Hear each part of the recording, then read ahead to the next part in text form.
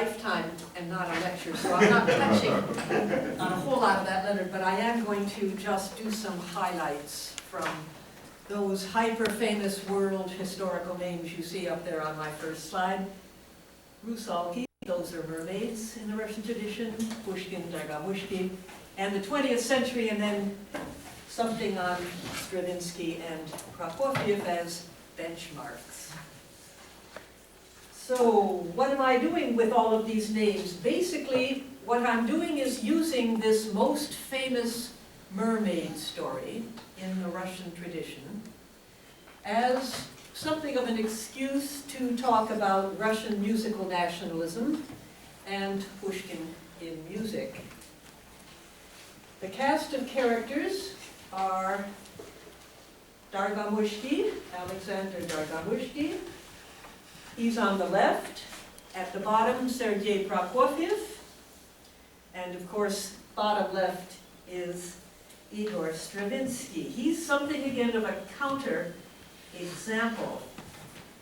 Why is Stravinsky an intermediary for these two composers in the Russian tradition?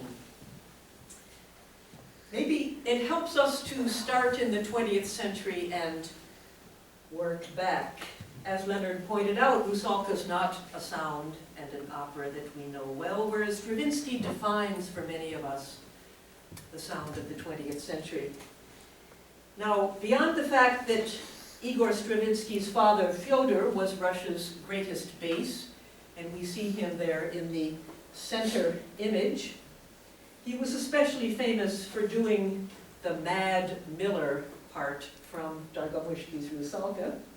I think we can also fairly say that Stravinsky was the greatest 20th century Russian composer to be at the same time both Russian national and cosmopolitan, and also to see the humor as well as the terror in Russian folk life. Anyone who heard the Shostakovich across the hall just now knows there is a humorous strain in Russian nationalism, but Stravinsky and Shostakovich wonderfully good at catching it.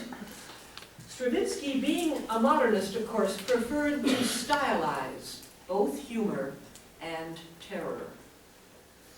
And interestingly enough, so did Alexander Pushkin, who is the inspiration for all of Russian culture, and also for this lecture. And that was in large part because Pushkin's basic poetic instincts were neoclassical, not romantic or realistic. Pushkin was not a heavy Beethoven-style romantic. He wasn't even a contemplative romantic like Schumann or Schubert. He would have found Wagner unbearable and unnecessary. Pushkin loved the light musical genres, operetta, vaudeville, gypsy songs. For Pushkin, music was entertainment. Stravinsky understood this. A very famous quote from Stravinsky's Poetics of Music, in speaking of another Pushkin work set to music by Stravinsky, his Mavra in 1922, built off Pushkin's cross-dressing farce, Domik v Kolomne, The Little House in Kolomna, from 1830.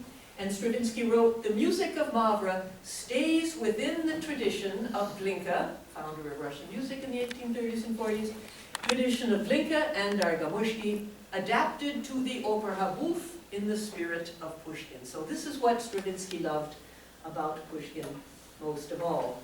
He loved Pushkin's light, comedic, playful side.